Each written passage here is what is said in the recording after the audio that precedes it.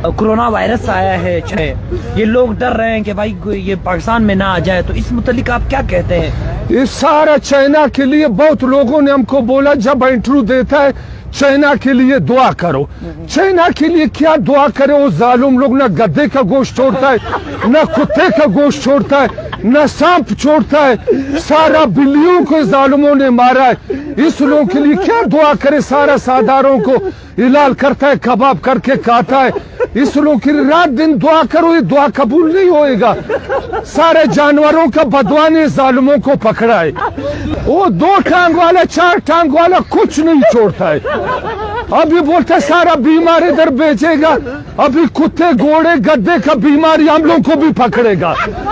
अभी इसीलिए हम फौज को बोलते हैं अल्लाह को मानो, चाइना का मरीजों को इधर मत छोड़ो, हम लोग पहले का दिखाई स्टार्ट है। नहीं, हमारे पास तो इतने वसाइल भी नहीं है, हमारे अस्पतालों में डॉक्टर नहीं है। ये बीमारी यहाँ आ गई तो आप क्या समझते हैं? ये आ गया, इस लोगों के लिए पहले सरकार वो लंबा लंबा गद्दे का सुई तैयार करके रखे। वो घोड़ा अस्पताल वाला डॉक्टर लोग पहले का परेशान है, आधे को तनख्वाह मिला है, आधे को नहीं मिला है, हर दिन भूख हड़ताल में बैठा हुआ है। वो घोड़ा अस्पताल वाला और परेशान है।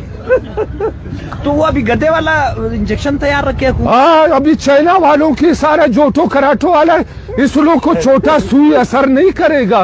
किसी को सांप का बीमारी है, किसी को कुत्ते का बीमारी है, इसीलिए के जानवरों का बदवा ने पकड़ा है। अभी सारा इधर आ रहा है, सरकार ने इधर छोड़ा, फिर हम लोग भी तबाह हो जाएगा।